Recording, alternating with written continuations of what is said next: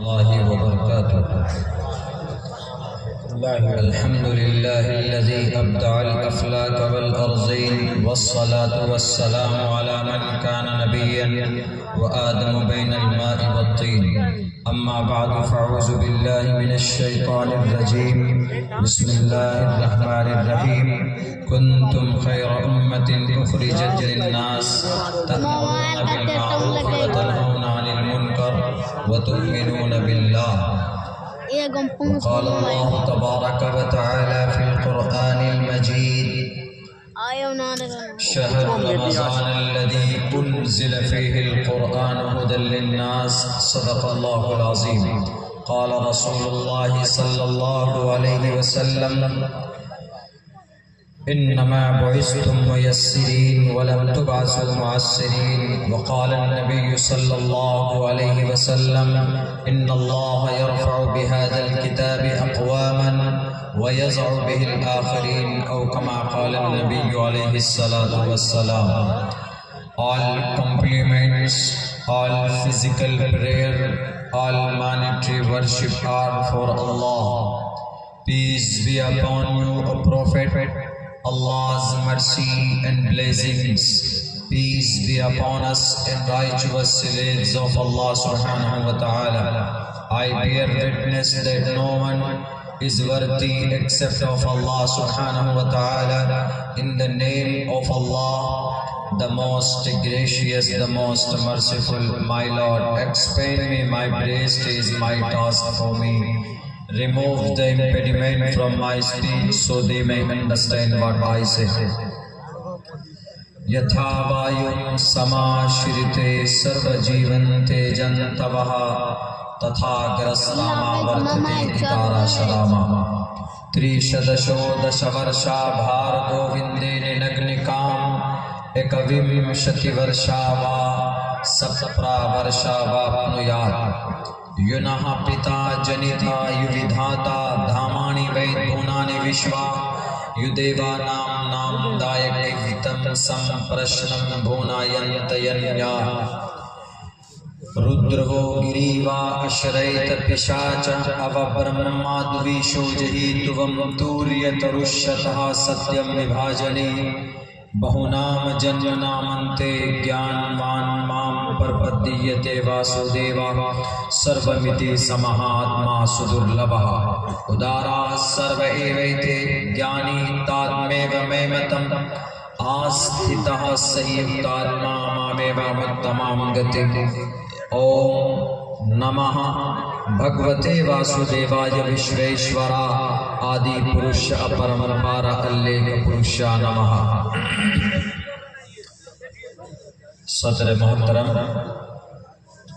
गिरामी क़द्र मुअज़्ज़ज़ उलमाए किराम, और इस जलसे दस्तार बंदी की निस्बत पर यहाँ जमा होने वाले हमारे गयूर मुसलमानों, सनातन धर्मी भाइयों, पर्दे में बैठकर इस जलसे को सुनने वाली हमारी समाज के इज़्ज़तदार माँ और बहनों, ये जलसा, इसकी निस्बत कुरान करीम से जुड़ी हुई है.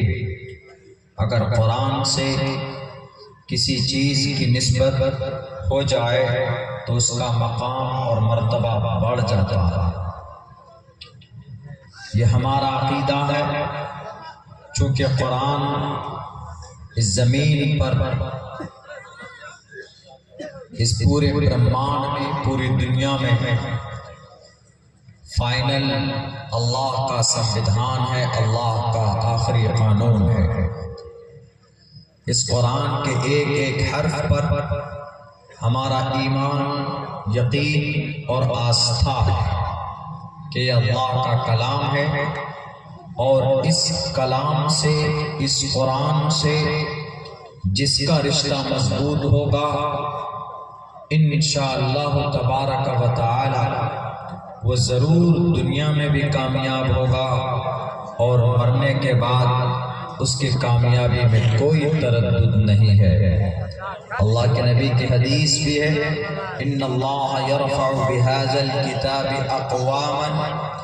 इस ज़मीन पर जिस जिसका रिश्ता قرآن سے مضبوط رہا ہے، اللہ نے ان تمام کو سربلندی سے سرفراز کیا، اور جس کا بھی رشتہ قرآن سے کمزور پڑا ہے، جس نے قرآن سے اپنے رشتے کو کمزور کیا ہے، تو اللہ تبارک و تعالیٰ نے ان قوموں کو بھی، ان لوگوں کو بھی اس زمین پر ذلیل اور رسوا کیا۔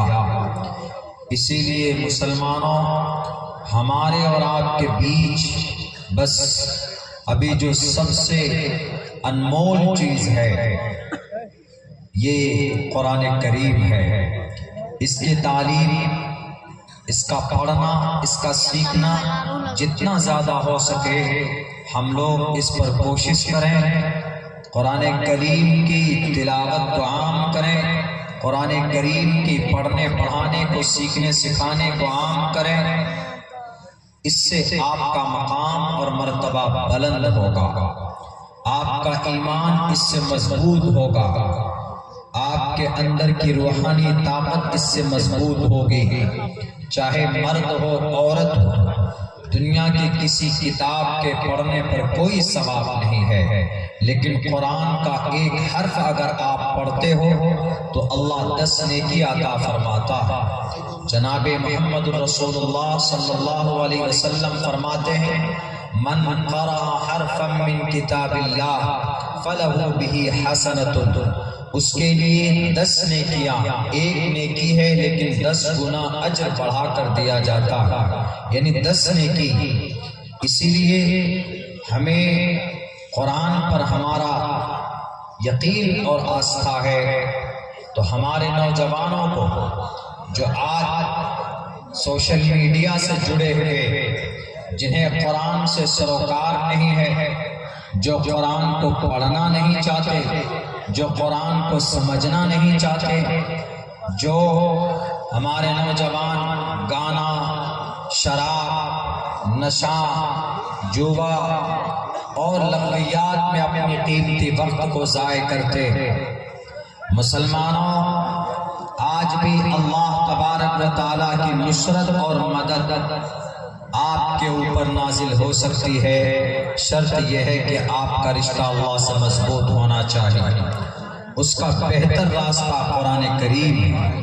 قرآن سے محبت ہوگی، قرآن کی تلاوت کریں گے تو گویا آپ اللہ سے بات کریں گے۔ آج ہم قرآن کی تعلیم کو عام نہیں کر پا رہے ہیں۔ قرآن کریم میں جو بھی احکامات ہیں اس کو ہم نے محدود کر دیا۔ ہم میں سے ہر آدمی کو، ہر نوجوان کو، ہر مسلمان کو قرآن کے بارے میں جاننا چاہیے، سیکھنا چاہیے اپنے علماء کرام سے۔ جو نہیں جانتے ہیں تو جاننا چاہیے، عالم دین کے پاس پہنچنا چاہیے۔ اس کے تعلیم کو جتنا زیادہ ہو سکے ہم عام کریں۔ متحد ہونے کی وجہ سے، محدود ہونے کی وجہ سے قرآن کریم پر دوسرے لوگ انگلی اٹھاتے ہیں۔ جب ہم شریعت کی کسی حکم کو صرف وقتاً فوقتاً بیان کرتے ہیں ضرورت پڑنے پر، تو اس کو دوسرے لوگ ایسا ہوتا ہے کہ اس کا مس یوز کرتے ہیں، اس کا غلط مطلب نکال کر اس کو بدنام کرنے کی کوشش کرتے ہیں۔ جیسے اگزامپل کے طور پر قرآن کریم میں کئی ساری ایسے آیتیں ہیں کہ جس کا مطلب غلط نکالا جا سکتا ہے، غلط نکالا جا سکتا ہے، حالانکہ غلط مطلب بالکل نہیں ہے، لیکن لوگ نکالتے ہیں۔ تب جا کر ہمارے علماء کرام جب اس کے اوپر بہت زیادہ مسئلہ کھڑا ہو جاتا ہے، تب ہمارے علماء میدان میں آتے ہیں اور پھر اس کی وضاحت پیش کرتے ہیں۔ ہمارے علماء کیوں، ہمارے نوجوان کو بھی اس میدان میں آنا چاہیے۔ گاؤں گاؤں میں، دیہات، محلے محلے میں حافظ قرآن ہو، قاری قرآن ہو، عالم دین ہو، اس کی سخت ضرورت۔ آزادی سے پہلے یہ نظام تھا، مدرسے تھے، مکاتب تھے، لیکن اب ان تمام چیزوں کی قلت ہو گئی۔ لاک ڈاؤن کے بعد تو مدرسہ چلانا جہاد اکبر سے کم نہیں۔ مسلمانوں، ہمیں اس قرآن سے رشتہ مضبوط کرنا ہوگا۔ قرآن کے تعلیمات کو بہت زیادہ عام کرنے کی ضرورت ہے۔ ہمارے سناتنی بھائی قرآن کے بارے میں کبھی کبھی غلط معنی اور مطلب نکال لیتے ہیں، ایک دو آیت پڑھتے ہیں اس کا غلط ترجمہ کر دیتے ہیں کہ دیکھیے مسلمانوں کے قرآن میں لکھا ہے فَكُلُوا مِمَّا غَنِمْتُمْ، ہندوؤں کا مال لوٹو اور کھا لو، یہ ترجمہ کرتے ہیں۔ میرے سناتنی بھائی آپ میں کچھ تنظیمیں ایسی ہے جن کے نوجوان یہ ترجمہ اس آیت کا کرتے ہیں، حالانکہ وہ جانتے ہیں کہ وہ خود اس کو نہیں معلوم ہے کہ قرآن کریم کی اس آیت کا ریئل مطلب کیا ہے، معنی کیا ہے، they don't know، وہ نہیں جانتے۔ فَكُلُوا مِمَّا غَنِمْتُمْ، میدان کارزار میں، جنگ کے میدان میں جو مال پراپت ہوتا ہے اس کو کھا سکتے ہو، کوئی شک نہیں ہے، اس کو بٹوارا کر سکتے ہو، اس کو بانٹ سکتے ہو، اس کو کھا سکتے ہو۔ اسی کو میرے ہندو بھائی آپ کے گرنتھ میں ہے تُوَمْ تُوْرِيَتَرُشَّتَهَا سَتْيَمْ نِبھاجَنِ، شتروؤں کا مارو کو مارو، شترو مطلب دشمن، دشمن کو مارو۔ اب دشمن کون ہے؟ بھارت کے اندر کچھ سناتنی نوجوان یا کچھ مسلم نوجوان ہندو کو دشمن سمجھ لیتے ہیں، یا کچھ ہندو نوجوان مسلمان ٹوپی داڑھی والے کو دشمن سمجھ بیٹھتا ہے، اور جس کی وجہ سے موب لنچنگ کے واردات سامنے آتے ہیں۔ ابھی 5 6 7 دن پہلے تلنگانہ صوبہ میں ایک 15 سال کی بچی کو اینٹ سے کچل کر مار دیا گیا۔ اس کا قصور صرف یہ تھا کہ وہ اپنے والد محمد اسماعیل کے ساتھ کہیں جا رہی تھی بچی، اس کو پیشاب کی ضرورت پڑی، سڑک کے کنارے کسی گھر کے پاس قریب میں بیٹھ کر وہ یورین کرنے لگا، پیشاب کرنے لگا کہ اپنی ضرورت پوری ہو تو پھر ہم یہاں سے آگے کا سفر شروع کریں گے۔ کچھ نالائق ناہنجار نوجوان انہوں نے کہا کہ ارے یہ تو ٹوپی اور داڑھی والا مولانا دکھ رہا، یہ تو جہادی دکھ رہا ہے، یہ تو اسامہ بن لادن کا بھائی دکھ رہا ہے، یہ تو القاعدہ کا یا جیش محمد کا کسی کا ممبر ہو سکتا ہے، اور یہاں میرے گھر کے نیچے قریب میں بیٹھ کر کیا کر رہا۔ کچھ نوجوان فوراً جمع ہوئے اور ان کے اوپر ظلم، ان کے اوپر لاٹھی ڈنڈا گھوسوں سے حملہ کرنا شروع کر دیا۔ پوچھا کہ کیوں مار رہے ہو؟ تو اس کے منہ پر گھوسے مارے گئے، دانت توڑنے کی کوشش کی گئی۔ اس کا جرم یہی تھا کہ اس نے ایک گھر کے قریب میں بیٹھ کر پیشاب کیا تھا، تو ایک دو تھپڑ مارتے چلا جاتا بیچارہ، لیکن نہیں، چہرے پر داڑھی اور ٹوپی دیکھنے کے بعد ان کے 4 گرام خون سوکھ گئے، غصے میں بھن گئے۔ اس کے باپ کو جب مارنے لگا، اسماعیل جب چیخ رہا تھا کہ مجھے بچا دو، اس کی بیٹی جو دور کھڑی تھی وہ بیٹی آئی اپنے باپ کی جان بچانے کے لیے۔ ان نوجوانوں نے باپ کو چھوڑ دیا، بیٹی کے اوپر حملہ شروع کر دیا، اور اینٹ سے اٹھا کر اس بچی کے پیر پر، باڈی میں، بدن میں، سر پہ، چہرے پر مارے، زخم ہوئی وہ بچی 4-5 دن تک کسی ہاسپٹل میں رہی، دم توڑ کر اس دنیا سے چلی گئی۔ تو تُوْرِيَتَرُشَّتَ میں یہ نہیں آتا کہ دشمن کا سر قلم کر دو۔ دشمن کا مطلب بھارت کے اندر میں نہ ہندو مسلمان کا دشمن ہے، نہ مسلمان ہندو کا دشمن ہے، نہ کرسچن کا، نہ سکھ کا، نہ جین کا، نہ بودھ کا۔ دشمن کون ہے؟ دشمن آپ کا بھائی بھی ہو سکتا، سگا بھائی آپس میں دشمن ہو سکتا، ایک بھائی دوسرے بھائی کی پراپرٹی کو ہڑپ کرنے کے لیے سازشیں رچتا ہے، اس کو سپاری دیتا ہے کہ اس کا مرڈر کر دو، تو اس کا بھائی اس کے لیے دشمن ہے۔ ورنہ اس دیش میں الگ الگ دھرم پر وشواس کرنے والے آپس میں دشمن نہیں ہیں۔ رگ وید کہتا ہے تُوَمْ تُوْرِيَتَرُشَّتَهَا سَتْيَمْ نِبھاجَنِ، دشمن کا، راکشس کا وَدھ کرو اور راکشس کون؟ راکشس ہندو کے لیے مسلمان نہیں، کوئی ٹوپی اور داڑھی والا نہیں، یا کوئی کسی مسلمان کے لیے کوئی ٹیکا لگانے والا، یا کوئی سناتنی دشمن نہیں، راکشس نہیں۔ تُوَمْ تُورِيَ تَرُشَّتَهَا ستیم وبھاجنی رُدْرَوْ گِرِیواشرَیْتَ پِشَاچَ اوَپرمادُوِشوجہی، جو برہما کو نہیں مانتا، جو شاستر کو نہیں مانتا، جو بھارت کے سموِدھان کو نہیں مانتا، یہاں کی مانوتا کو نہیں مانتا، یہاں کی گنگا جمنی تہذیب کو نہیں مانتا، یہاں کی مانوتا کو نہیں پہچانتا ہے، وہ نہ ایشور کی مانتا ہے، نہ سموِدھان کی مانتا ہے، نہ گنگا جمنی تہذیب کو مانتا ہے، نہ مانوتا کو مانتا ہے، نہ ہیومینٹی کا کوئی ریسپیکٹ ہے، تو ایسے شخص کے بارے میں ریگویڈ صاف لفظوں میں کہتا ہے اب برہمادویشوجہی، جو آدمی برہما کو نہیں مانتا ہے، پرماتما کو نہیں مانتا، یعنی ایشور کے سموِدھان کو نہیں مانتا، جیسے درگم راکشس، اندھکاسور، راون، کورو، ابو جہل، فرعون، شداد، بخت نصر، چنگیز، ہلاکو خان، اب برہمادویشوجہی، ایسے لوگ اگر آپ کے سامنے آ جائیں تو ان کا سر ان کے تن سے جدا کر دو۔ ان لوگوں کے لیے یہ نہیں کہ محمد اسماعیل جیسا نہتھا لاچار بے بس آدمی کسی گھر کے نیچے بیٹھ کر پیشاب کرے تو اس کو صرف محمد اسماعیل نام پوچھ کر اس کو ٹارگیٹ کرتے ہو۔ کس لیے ایشور نے تمہیں پیدا کیا؟ منشیہ کیا ہے اس دھرتی کے اوپر؟ پرماتما کی بھکتی کرنا، سیوا کرنا، ایک دوسرے کی خدمت اور مدد کرنا، یہی منشیہ وشے ہے۔ دوسروں کے لیے بڑی سخت قانون، اللہ کے نبی کی حدیث بھی ہے مسلمانوں کے لیے، المسلم من سلم المسلمون من لسانہ و یدہ،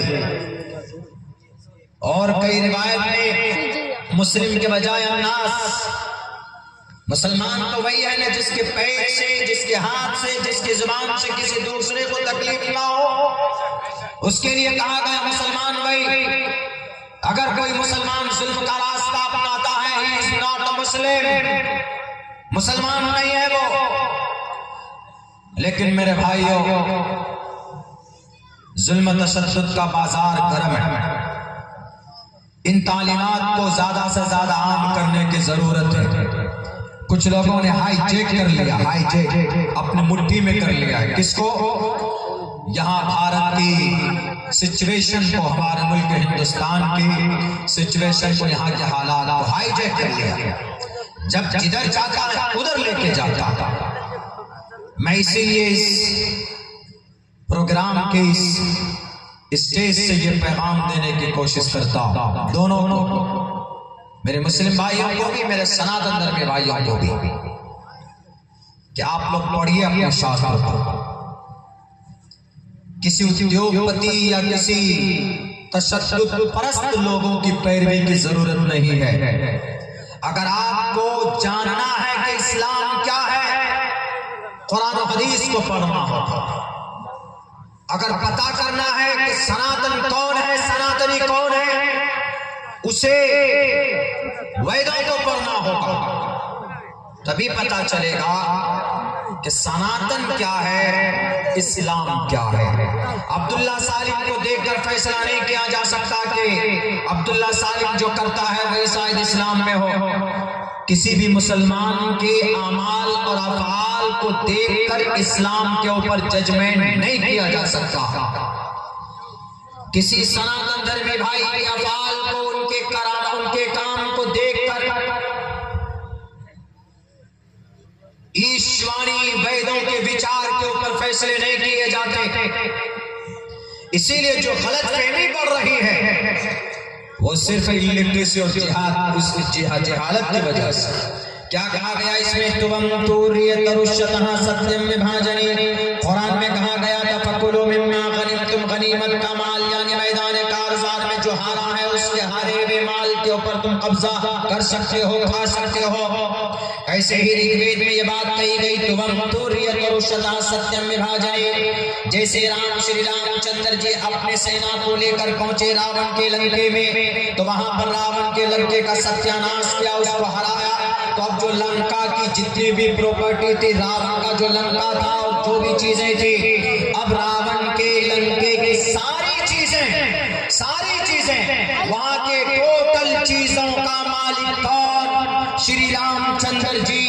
اب یہ شری رام چندر جی کے لیے اپدیش ہے، تم توریت اور شتہ ستیم وبھاجنے، کہ رام چندر جی، مریادا پرشوتم شری رام چندر جی، یہ جو راون کے لنکے کی جو پراپرٹی ہے، یہ جو راون کا لنکا ہے، یہ جو سونے کا سنہاسن ہے، یہاں کے جو دولت کے انبار ہیں، ان کو آپ سب کو بانٹ دیجئے، آپس میں سب کو بانٹ دیجئے ایمانداری کے ساتھ۔ یہی پیغام خدا کا قرآن کہتا ہے، فَكُلُوا مِمَّا غَنِمْتُمْ، میدان کارزار میں حاصل کی ہوئی ساری دولتوں کو آپس میں بانٹ کر کھا سکتے ہو، ورنہ قرآن کسی پر ظلم کی پرمیشن نہیں دیتا، کسی پر اتیاچار کا آرڈر نہیں دیتا۔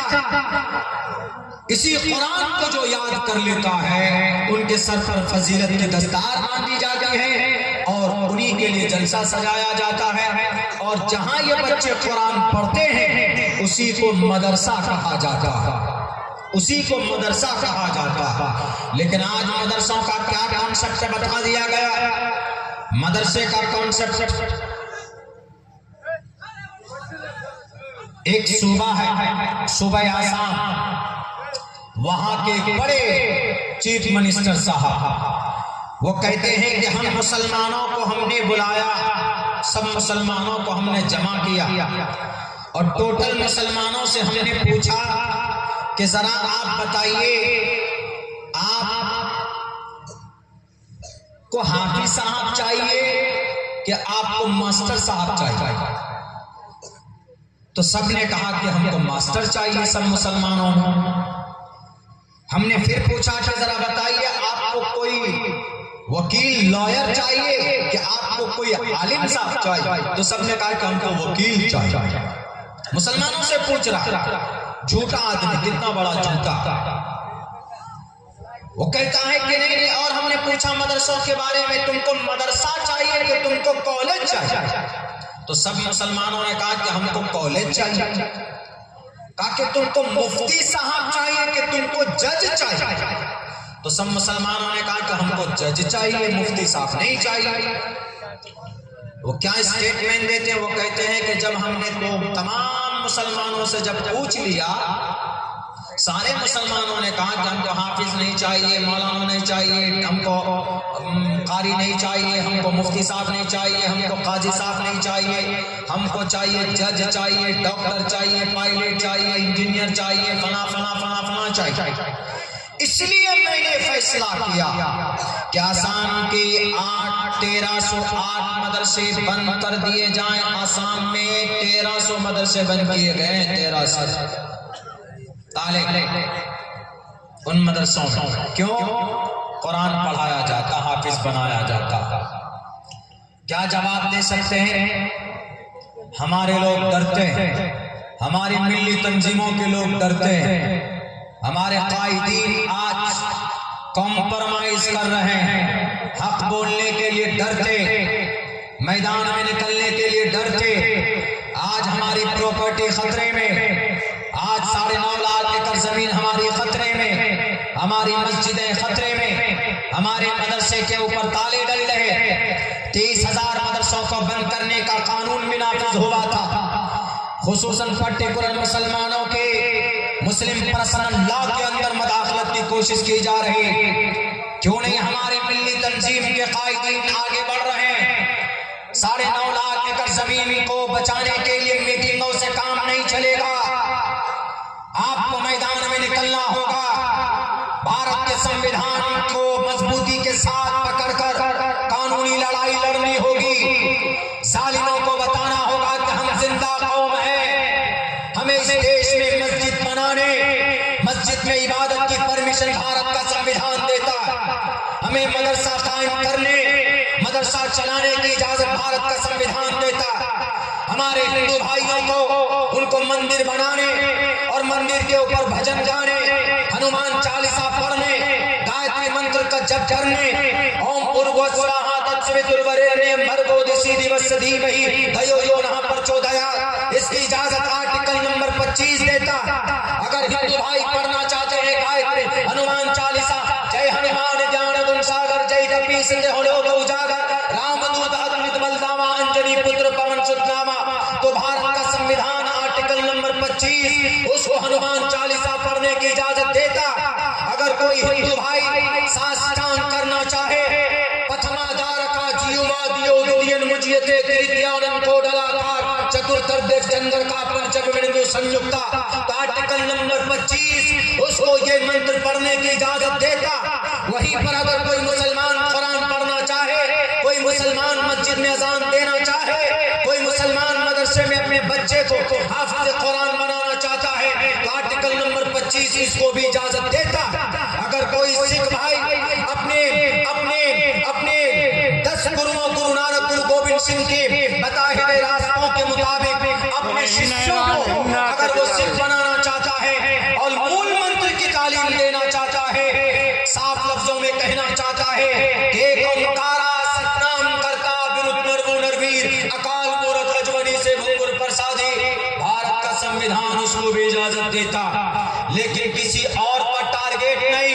میرے سناتنی بھائی بتائے ٹارگیٹ کس پر ہے؟ مسلمانوں پر ہے۔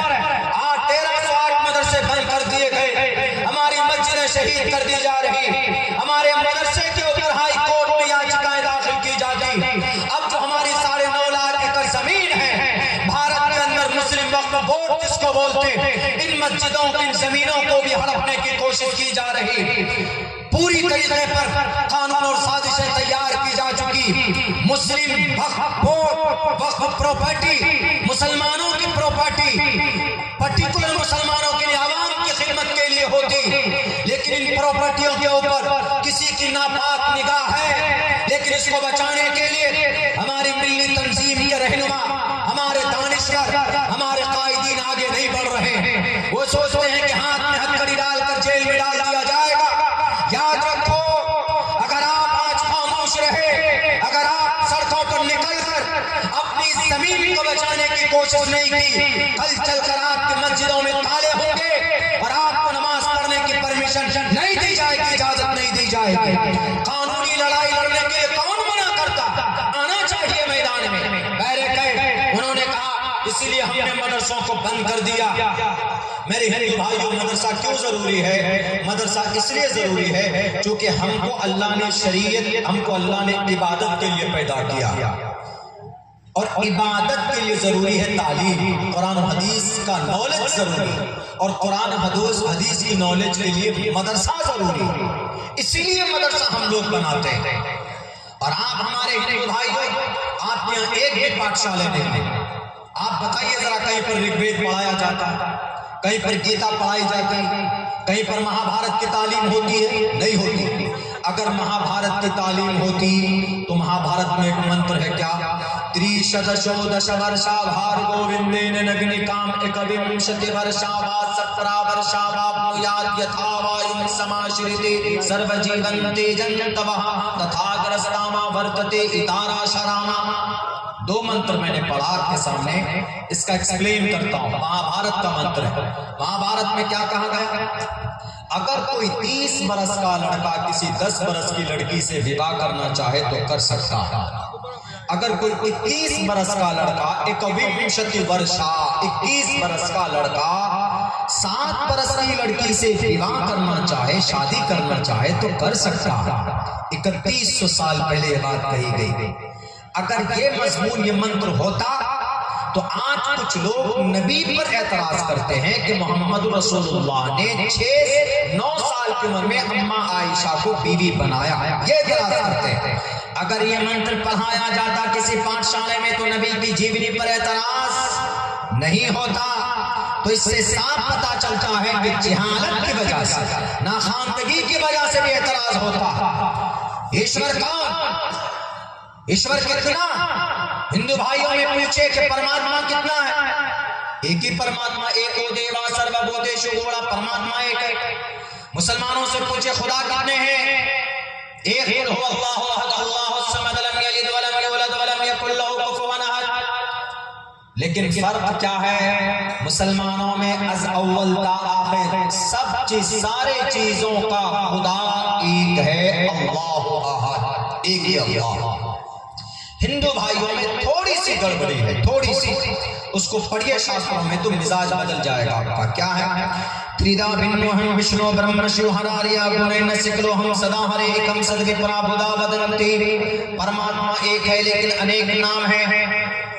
اسلام میں بھی نام انیک ہے، لیکن نام انیک کے چکر میں انیک پرماتما مان لیتے ہیں، انیک پرماتما مان لیتے ہیں، حالانکہ پرماتما ایک ہی ہے.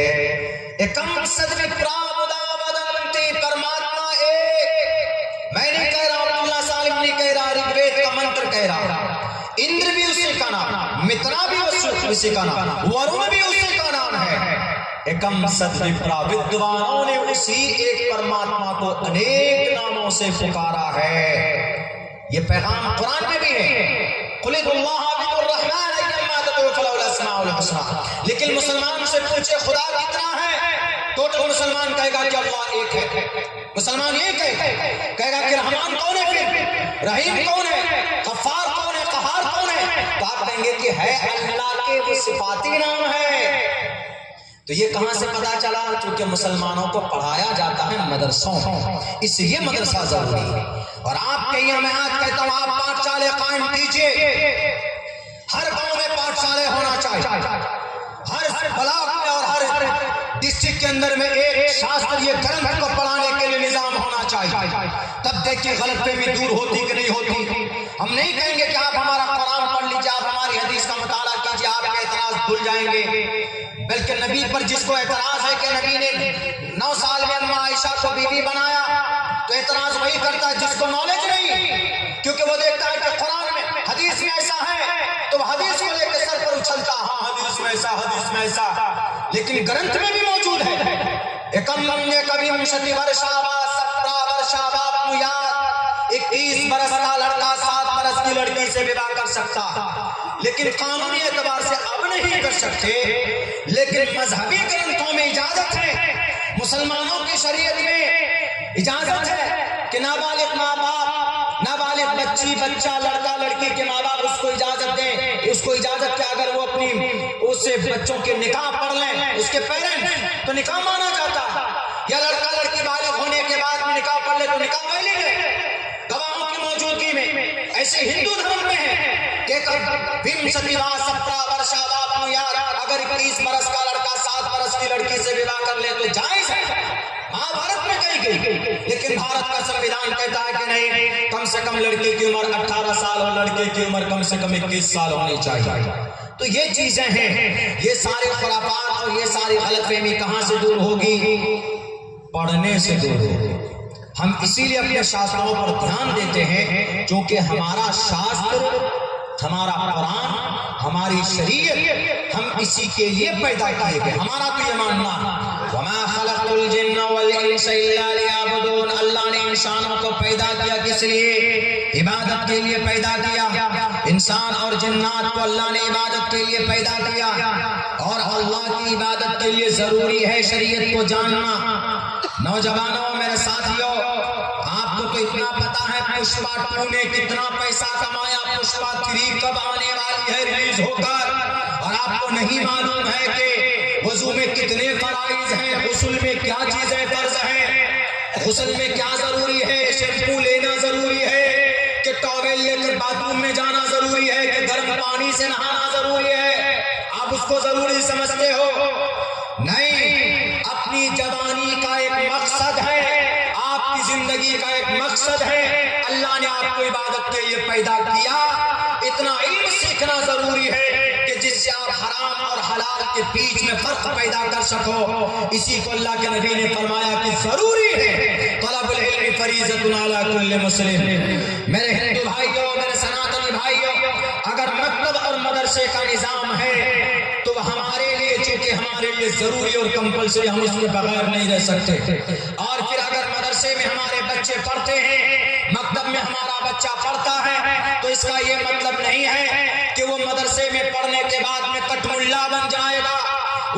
میں پڑھنے کے بعد وہ دیش ورودھی کام کرے گا جیسا کہ لوگ سوچتے، بلکہ اگر کوئی مولانا بنتا ہے تو وہ اس سماج کا سب سے مبارک آدمی بن جاتا، اگر کوئی حافظ اور قاری صاحب بنتا ہے تو وہ اس سماج کے بیچ میں امام بنتا ہے، اور امام اللہ کے نبی اور صحابہ کے بعد اس زمین پر اگر سب سے مقدس جماعت اگر کوئی ہے تو علماء کی، اور علماء میں سب سے بہتر مقام اور مرتبہ کسی کے پاس ہے تو وہ ہمارے جو سماج کے اندر نظام ہے، ترتیب ہے، ہم اماموں کو دیتے ہیں عزت اور سلمان دنیا کے اندر، کیونکہ یہ ہمارا امام ہے، یہ ہمارا نظام، یہ ہمارا کانسیپٹ ہے۔ اور اس کا یہ مطلب نہیں کہ مدرسے میں پڑھنے کے بعد ہم کٹ ملا بن جائیں گے، جہادی بن جائیں گے۔ یہ لفظ جہادی تو اتنا کامن کر دیا گیا کہ جس کو بھی مسلمانوں کو بدنام کرنا ہو لفظ جہادی لگا دو، کہ وہ عبداللہ جہادی ہے۔ جہاد کا مطلب شیطان سے مقابلہ کرنا، جہاد کا مطلب شراب پینے کا من کرتا نہ پیو تو بھی جہاد ہے، جہاد کا مطلب نماز پڑھنے کا من نہیں کرتا ہے تو نماز پڑھو، یہ بھی جہاد ہے، جہاد کا مطلب رمضان کا روزہ 30 دن کے روزے رکھنا، یہ بھی جہاد ہے، جہاد کا مطلب دولت ہے، دولت کا انبار ہے، لوگوں کو زکات دینے کا من نہیں کر رہا ہے کہ پیسہ گھٹ جائے گا، لیکن اپنے نفس کو توڑ کر اپنے 2.5% روپے نکال کر غریبوں کو بانٹتا ہے، یہ بھی جہاد ہے۔ اور جہاد کا مطلب جب کوئی اس دیش کی صالحیت کو توڑے گا، اس کے ہاتھ کو توڑ کر، اس کی گردن کو توڑ کر واپس اس کے ملک میں بھیجنا، یہ بھی ایک جہاد ہے، اس کو بھی جہاد بولتے ہیں۔ صرف تقریر کرنا یا ٹوپی اور داڑھی رکھنے سے کوئی جہادی نہیں بنتا۔ یاد رکھو، آسام کے چیف منسٹر صاحب، آپ نے کہا کہ اس دیش کو ڈاکٹر کی ضرورت ہے، ذرا بتاؤ جب دیش آزاد ہوا تھا کون ڈاکٹر تھا انگریز کے سامنے میں؟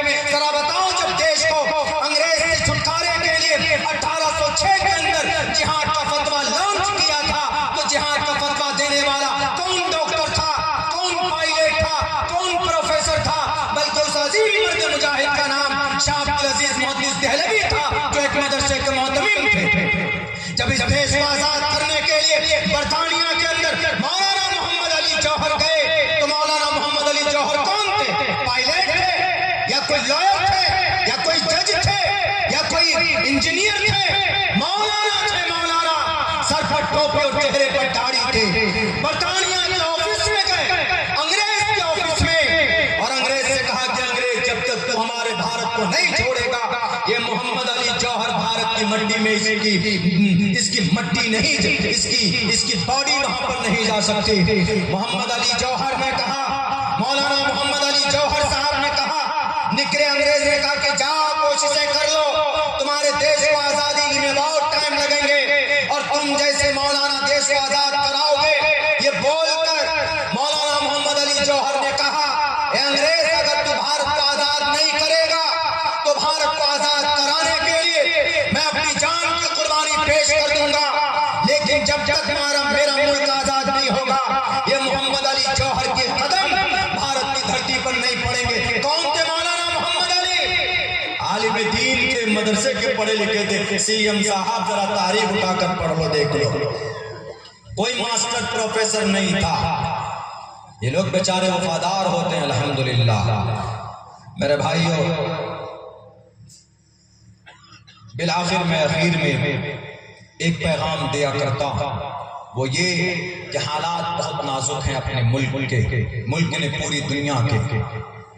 ان نازک حالات میں اگر آپ کو جیتنا ہے، آپ کا کوئی ساتھ نہیں دینے والا، یہ لکھ لیجیے، نہ آپ کا کوئی سیاسی لیڈر ساتھ دینے والا ہے، اور جن تنظیموں کو یہ ذمہ داری دی گئی ہے، جن کے پاس سورسز ہیں، پیسے ہیں، ان کو آج کفن باندھ کر سر پہ نکلنا چاہیے، نہیں نکل رہے، کیوں؟ ڈر ہے کہیں جیل میں چلے جائیں گے، وہ بھی آپ کا ساتھ نہیں دینے والا۔ آپ کو خود کھڑا ہونا، کیا کرنا ہے؟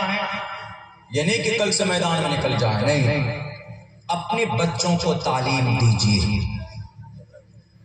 ماंس مچھلی مٹن کم کھائیے، اپنے بچوں کو پڑھائیے، اور میرے نوجوانوں، سلمان خان کی خوبصورتی کی وجہ سے اس سے محبت کرتے ہو تو جناب محمد رسول اللہ سے زیادہ بہتر خوبصورت کسی ماں نے آج تک کوئی بچہ پیدا نہیں کیا۔ اگر اس کی خوبصورتی کی وجہ سے اس کا فین بنے بیٹھے ہو تو اللہ کے نبی زیادہ حقدار ہیں کہ ان سے محبت کی جائے۔ چھوڑو یہ چیزیں، اپنی زندگی کا ایک ایم سیٹ کرو۔ دنیا کی سپر پاور طاقت کو ناک کے بل زمین پر جھکایا اگر کسی نے تو وہ حماس کا 5000 نوجوان، 5000 نوجوان، ان کے پاس بہت ساری طاقت نہیں، صرف قرآن کی طاقت تھی، نماز کی طاقت تھی، تہجد کی طاقت تھی، قرآن کی تلاوت کی طاقت تھی۔ آج ہمارے نوجوانوں میں یہ چیز نہیں۔ اپنے بچوں کو پڑھائیے، اپنے بچوں کو تعلیم دیجیے، اللہ سے رشتہ مضبوط کیجیے، اور جہاں کہیں پر ظلم ہوتا ہے کسی پر، چاہے کسی غیر مسلم پر ظلم ہو کہ کسی مسلم پر ظلم ہو، کسی بھی ویکتی پر ظلم ہوتا ہے تو اس کی مدد کے لیے، اس کے سہیوگ کے لیے کھڑے رہیں۔ انشاءاللہ اگر اس طرح سے نظام بنے گا تو ضرور انقلاب پیدا ہوگا، کوئی بھی آپ کو آپ کی عزت واپس آپ کو ملے گی۔ ورنہ ہمارے لوگوں نے ہمیں کمزور کیا، ہمارے لوگوں نے۔ وقف بورڈ کی کتنی زمینیں ہیں؟ 9.5 لاکھ ایکڑ زمینیں ہیں۔ سالانہ اگر ان کا انکم دیکھیں گے آپ، وقف بورڈ کی زمین کی آمدنی ہی تقریباً کئی سو کروڑ، 1200-1300 کروڑ روپے ہوتے ہیں۔ 1200-1300 کروڑ روپے جاتے کہاں ہیں یہ پیسے؟ وقف بورڈ کی زمین جو ہے، وقف بورڈ کی مطلب زکات، دان کی بھی زمین، کوئی آدمی مر گیا، اس کے اولاد نے اللہ کے راستے میں دان کر دی، وہی زمین، اور وہ زمین کی آمدنی کس کے لیے ہوتی؟ غریبوں کی مدد کے لیے۔ اس سے مدرسہ چلایا جا سکتا تھا، ہاسپٹل بنایا جا سکتا تھا، امام کو تنخواہ دی جا سکتی تھی، مسجد بنا سکتے تھے، مکتب بنا سکتے تھے، یونیورسٹی بنا سکتے تھے، کالج بنا سکتے تھے، لیکن ذرا بتاؤ آج تک بنا نہیں بنا۔ 1990 سے لے کر سن 2002 تک 70,000 ایکڑ زمین بیچی گئی۔ وقف بورڈ کی زمین بیچنے والے ہمارے لوگ، آج اگر کوئی بادشاہ، کوئی منتری جی آ کر کوئی قانون بنا رہا ہے، بچانے کی کوشش تو کریں گے، لیکن اپنے سابقہ گناہوں پر نظر ڈالو۔ ظہر الفساد فی البر والبحر بما کسبت ایدی الناس، ہمارے اعمال بد کی وجہ سے یہ لوگ ہم پر حاوی ہوئے، آپ پر حاوی ہوئے ہیں۔ وقف بورڈ کی آمدنی سے چاہتے تو آج ہماری مسجد اور مکتب مدرسہ بنانے میں چیخ چیخ کر چندہ کرنا نہیں پڑتا۔ اگر وقف بورڈ کی آمدنی سے چاہتے تو بھارت کے 35 کروڑ مسلمان غریب نہیں رہتے۔ اگر وقف بورڈ کی آمدنی سے چاہتے تو ہمارے سارے مدرسوں کے تعمیراتی کام ہوتے، مسجدیں تعمیر کی جاتی، ہمارے ہاسپٹلز بنتے، ہمارے کالجز بنتے، ہمارے اسکول بنتے، ہمارے میڈیکل کالج بنتے، ہمارے UPSC ٹریک کرنے کے لیے ہمارے کوچنگ سنستھا بنتے، ہمارے بچے نیٹ کوالیفائڈ کرنے کے لیے 2 سال کے لیے اس کا ارینجمنٹ کیا جاتا، اور ہم دوسروں کو بھی دیتے، تعاون کرتے۔ غربت کی وجہ سے بچیاں مرتد ہوتی ہیں، ان پیسوں سے ہماری تنظیموں کے پاس کتنے بچے غربت کی وجہ سے اپنی ایمان کا سودا کرتے ہیں، ہماری تنظیم کے پاس ڈیٹا نہیں ہے۔ آپ کو کس لیے گدی ملی ہے؟ صرف صدر بننے کے لیے؟ کوئی صدر کے لیے لڑ رہا ہے تو کوئی سیکریٹری کے لیے لڑ رہا ہے، اور کوئی ادھیکش بننے کے لیے لڑ رہا۔ قوم کی فکر کسی کو نہیں ہے، مقصد سے ہٹ گئے، بھٹک گئے، صرف عہدہ چاہیے۔ کوئی بھی ہو، ادنا آدمی اگر عبداللہ سالم کے عہدے کے لیے لڑے گا تو اللہ تبارک و تعالیٰ نصرت اور مدد اٹھا لیتا ہے میرے بھائیوں۔ اسی لیے خود سے کھڑا ہونا ہوگا۔ نوجوانوں، تعلیم کے میدان میں آؤ، جگہ جگہ مکاتب قائم کرو، جگہ جگہ مدارس قائم کرو، جگہ جگہ ایک تنظیمیں چھوٹی چھوٹی بناؤ، اور دوسروں کی ہیومنٹی کے طور پر دوسروں کی مدد کرو۔ لیکن فرسٹ آف آل آپ کی زندگی کا ایک مقصد ہونا چاہیے، تعلیم، تعلیم، ایجوکیشن، ایجوکیشن، عقیدے کی تعلیم، اللہ کی تعلیم، قرآن کی تعلیم، سنویدھان کی تعلیم، ہسٹری کی تعلیم، اور تاریخ کے اوپر نالج۔ دنیا کے سارے علوم فنون کو پڑھیے، میتھ کی تعلیم، کیمسٹری کی تعلیم، جغرافیہ کی تعلیم، سائنس کی تعلیم، یہ ساری تعلیم کو اپنے اندر جمع کر لو۔ ایسا نہیں ہے کہ اگر کوئی عالم دین بنے گا تو وہ ڈاکٹر نہیں بن سکتا ہے۔ 1923 کی رپورٹ پڑھو، ابو بکر محمد بن زکریا رازی ڈاکٹر کا امام، مدرسے کا طالب علم تھا۔ MD ڈاکٹر بننے کے لیے القانون کتاب پڑھائی جاتی ہے۔ القانون کتاب کو لکھنے والا ایک حافظ قرآن جس کا نام شیخ حسین بن علی سینا، اس سے صاف پتہ چلتا ہے کہ آپ قرآن بھی پڑھ سکتے ہیں، آپ دنیا کے نالج کو بھی حاصل کر سکتے ہیں۔ اللہ سے دعا کرتا ہوں کہ اللہ تبارک و تعالیٰ کہنے سننے سے زیادہ ہم تمام مسلمانوں کو ان پر عمل کی توفیق عطا فرمائے۔ میرے بھائیوں، علماء کرام کی بڑی مضبوط اور مستند علماء کرام کی حاضری آپ کے اس جلسے میں ہے۔ میں تو ایک طالب علم کی حیثیت سے حاضر ہوا تھا، بڑے لمبے سفر کے بعد پہنچا ہوں، کل مجھے بیلگام کرناٹک میں پہنچنا ہے، اسی لیے مختصراً میری بات جو ہوئی، ہم اللہ سے دعا کرتے ہیں کہ اللہ پہلے ہمیں خود عمل کی توفیق دے، اس کے بعد ہم سب کو مل جل کر اپنی ایک زندگی کا لائحہ عمل کرنے کی توفیق عطا فرمائے۔ بہت بہت شکریہ، جزاک اللہ۔ السلام علیکم ورحمۃ اللہ وبرکاتہ۔